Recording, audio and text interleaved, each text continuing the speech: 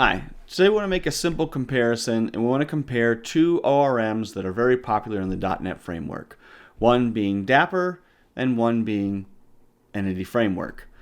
I'm not going to run any speed comparisons on these two, and that's because the reality is 90% of the applications out there being written are simply CRUD applications, and the speed difference between the two is small enough that it really doesn't matter.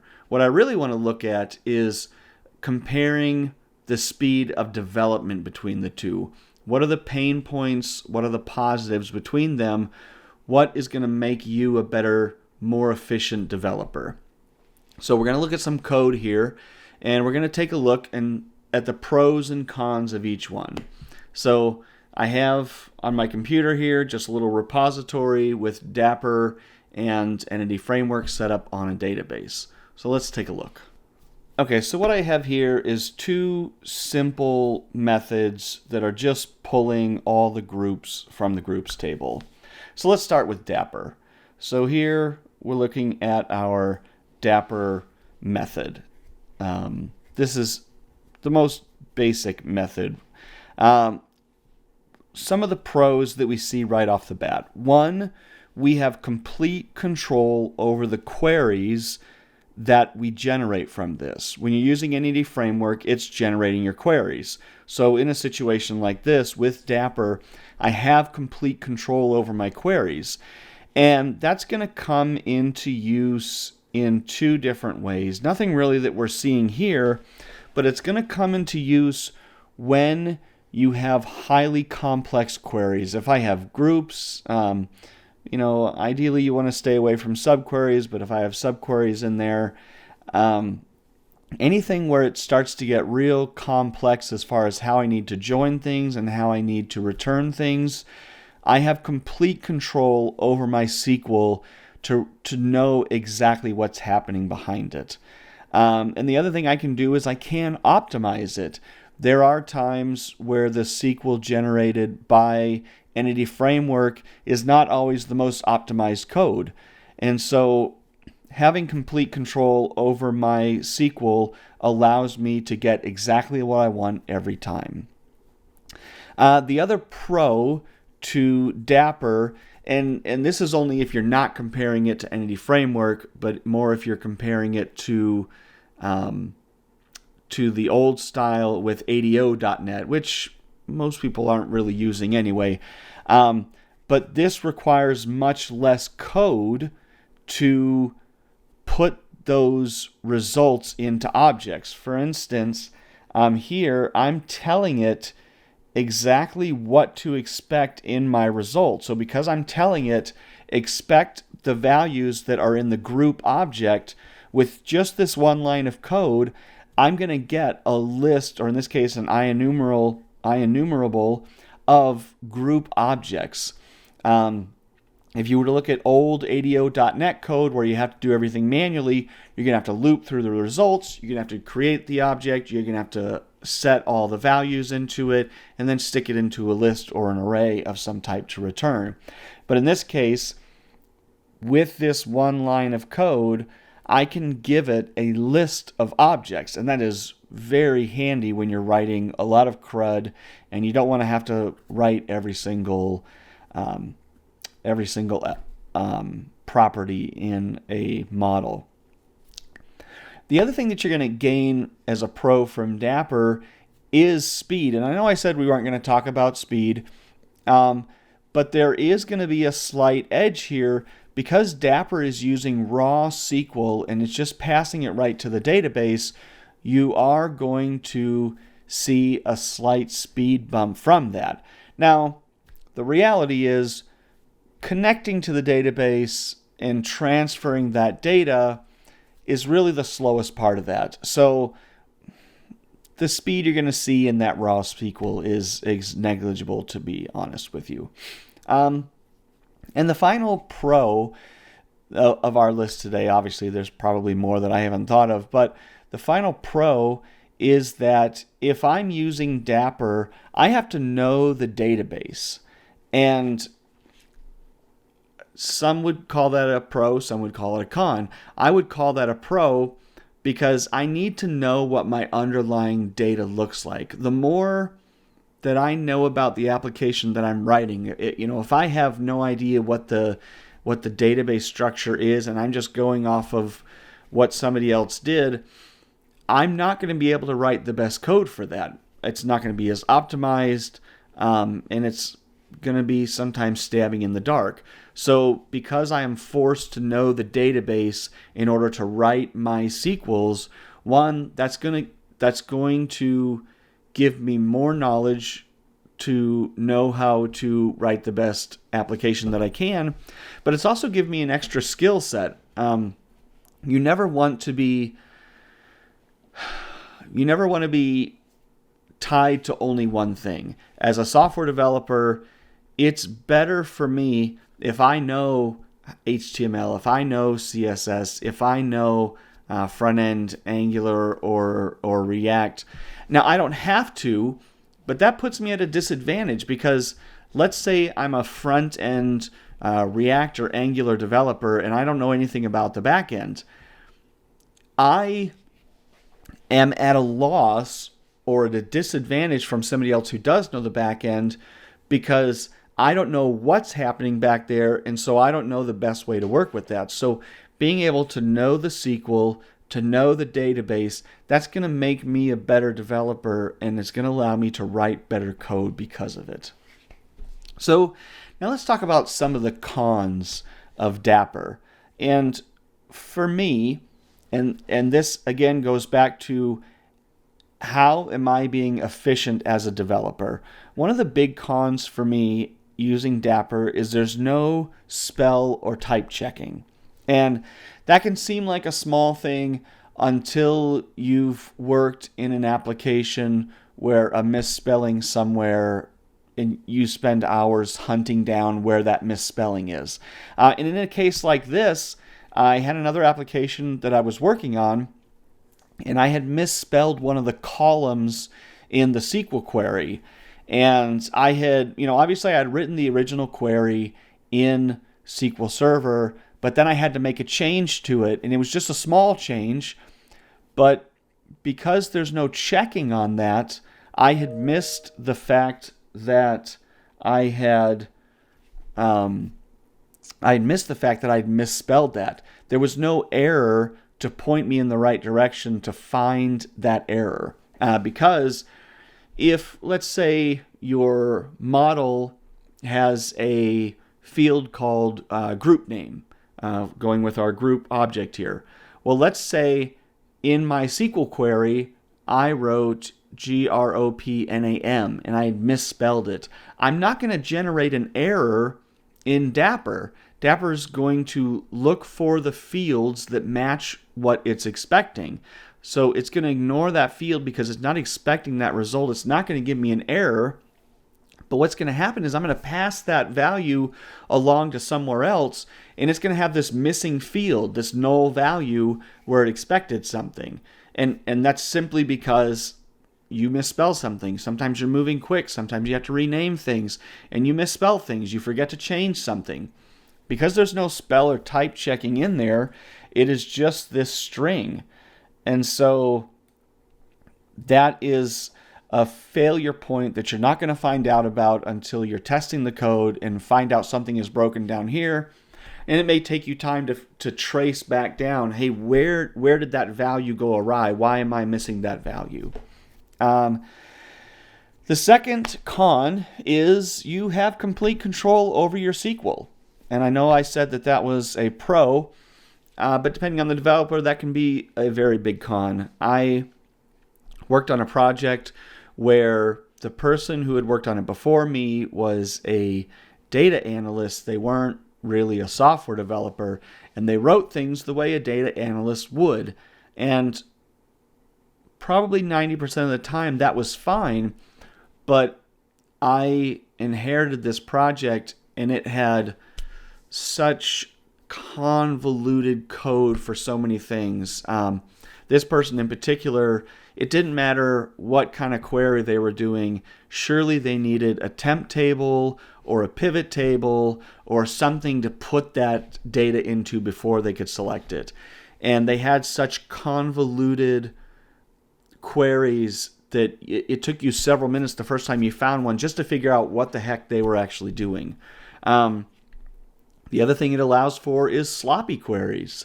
If you're not being smart about how you're writing these queries, you might just end up with a mess, not because it's convoluted, just because it's sloppy and lazy.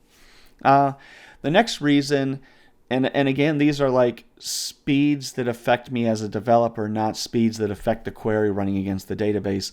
The next is that there isn't great formatting in your IDE. So let's take this. Let's say this got more complex. As I start to write this, if I want this to look good, and I want to format this so that I can tell what's going on. One, I hate these errors. Maybe that's just me. I hate seeing these squiggly lines.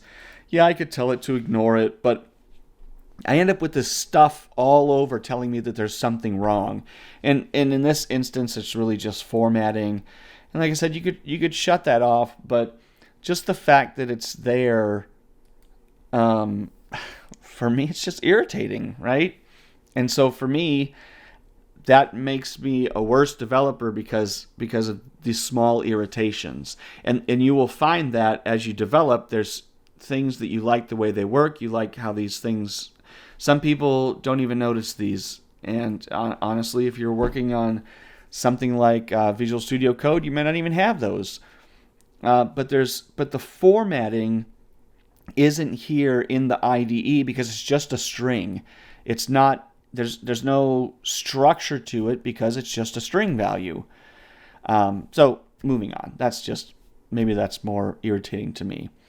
The other thing that is a con, in my opinion, for Dapper, and this is really only comparing it to Entity Framework, when you generate Entity Framework, and I'm very much a database first guy. I know a lot of people are code first when it comes to Entity Framework, and they will apply that to the database, but I'm a database first guy. And so I like to generate my database models, not necessarily my DTO models, but I like to generate my database models right from the database. And the reason I want to do that is I want to construct my database in the framework of the database. I want the database to make sense from there, and I want my code to read that. And so I honestly feel like it's much more complicated to write your models in code first and then push them to the database. And I know why people do that. They do that so that they have a record to be able to roll back, but there's other ways to accomplish that too. So for me, it's a con because I have to write my group database model, whereas with Entity Framework, I can just generate that right from the database. So let's take a look at Entity Framework now. So here's our Entity Framework. You're almost never going to do something like this, except for maybe if you're pulling some statuses or something. So this isn't necessarily the most fair comparison. But writing queries, and again, this is an over-exaggerated example, but writing queries in Entity Framework takes less code. So let's say I was passing.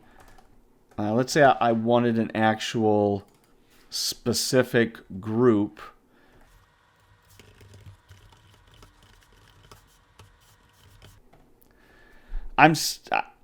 Technically, in this sense, my query or my line of code is still a single line of code. If I want to add on to this a requirement for an ID, it's not just limited to here. Now I have to put in code to pass these parameters. Now, sure,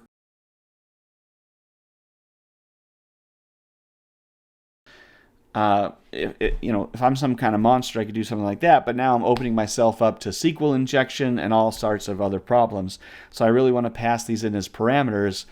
And that's now another 3 lines of code just to add this ID. So for me, I'm faster at writing my SQL queries with Entity Framework because it takes less code simply to generate the same result. The second thing is full spell and type checking. So let's take a look at what I mean by that. Let's say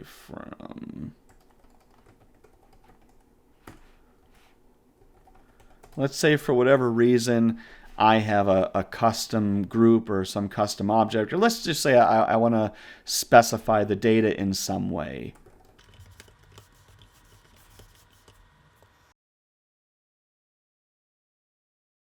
So with full type checking, let's say I did have a custom object. It's not going to let me do something like it's not going to let me accidentally assign the wrong type of value to something here. And so I have this type checking in there that's going to ensure that I'm not passing some type of data to something else that it's not really supposed to be, that it can't be. It's going to stop me from doing things like this. And so that's not going to speed me up initially. It's going to speed me up down the line because I'm not potentially introducing bugs because I have misspelled something. The other thing is, and we kind of covered this before, but built-in database objects. Because I'm a database first guy, I'm going to generate my database models from the database directly. That's a lot less time that I have to write my database models. A lot of times I'm not going to pass a raw database model to the front end anyway. I'm going to pass them what they need. Like for a user object, for a permissions, I'm never going to pass my hash or anything like that to the front end. So I'm probably going to have to write DTO models to give them what they need.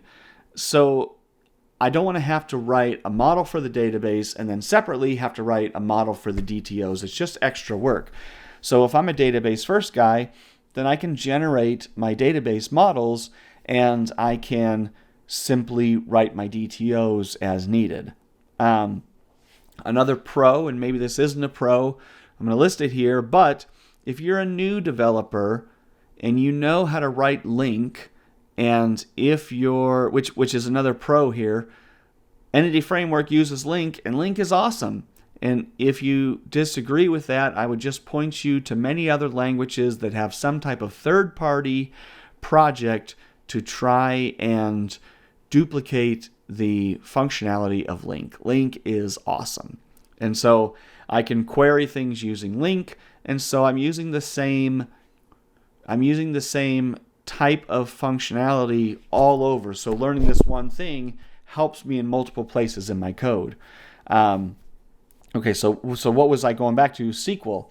If I'm a new developer and I don't know SQL, but I know LINQ, I can get started querying databases, and as I get better and as I want to improve my SQL knowledge, I can start digging into that. But right off the bat, I don't need to know SQL to be able to query my database. And good or bad, there's hundreds of ORMs for every language out there because people want to separate the code from the database. So in a lot of times that is going to be a pro for a lot of people.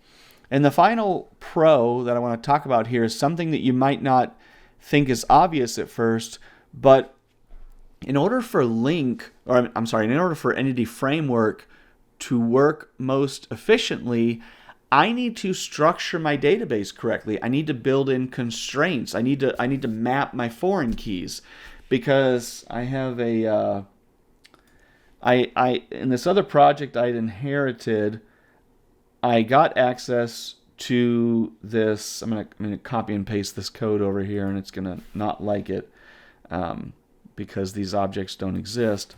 But I inherited this external database that I had to query.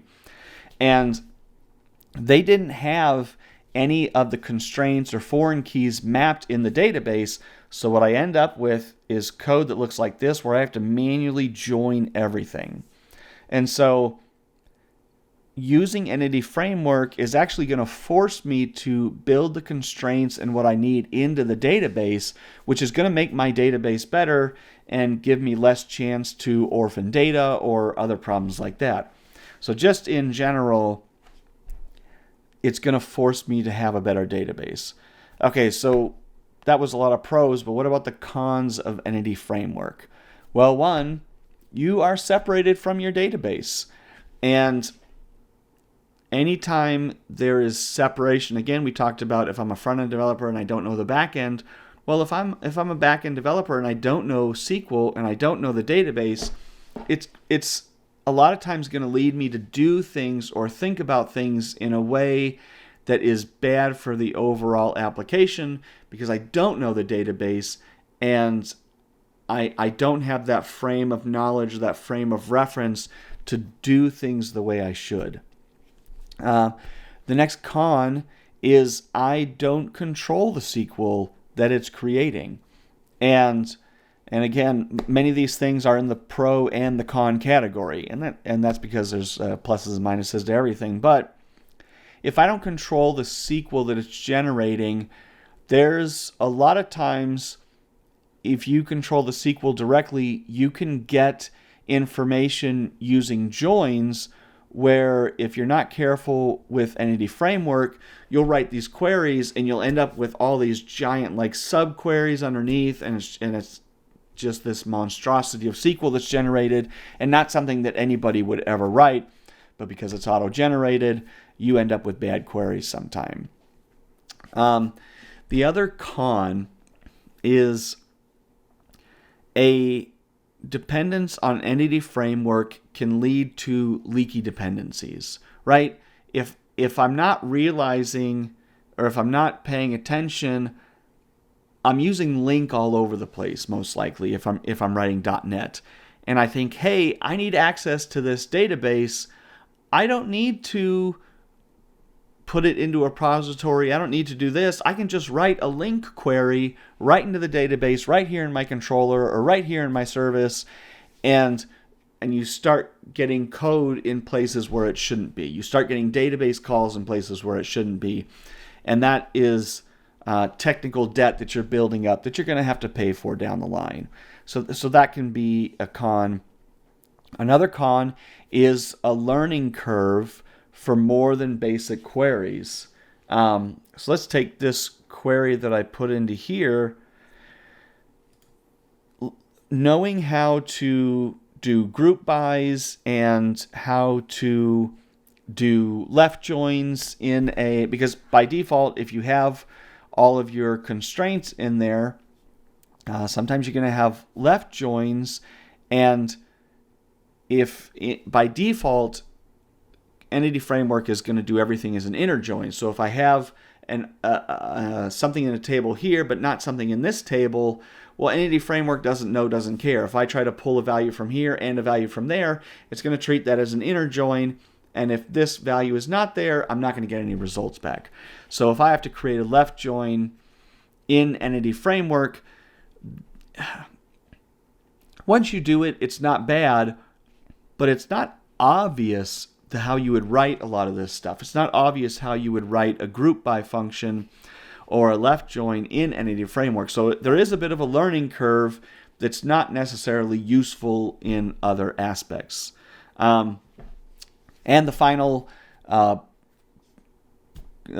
con of Entity Framework is if my database isn't structured properly, then I'm going to lose a lot of the benefits that Entity Framework provides. Again, looking at this query, I have this database that doesn't have the constraints in it like it should. It doesn't have those connections built in, and so I've lost so much. And then does this end up being easier? Like things like Well, that goes to the previous point, but I lose a lot of that functionality, I lose a lot of that speed, and I'm having to go back and rewrite all this stuff just using LINQ instead of SQL. So I've not really saved myself anything. So those are some of the pros and cons. Based off of that, should you be using Dapper or should you be using LINQ? And the answer to any question like that is it depends. And that's something you're going to have to look at the pros and cons of each and say, what's going to help me in this now? But the best thing to do is separate out my functionality, put these into a repository, use interfaces so that if I have to change things out down the road, I can. In fact, there was one project where we started with Entity Framework, we moved to Dapper, and because I have these things using interfaces and separated out into a repository, I was able to slowly make that transition a little bit at a time, not rewrite the whole other application, not dig through everywhere to figure out where did I use this, where did I use that. So you kind of have to weigh the pros and cons, what are the needs of your project, and decide from there. So I hope that was useful. I hope that wasn't too long. I talked a lot. So if this was informative, come back next time. We'll have more. Thanks.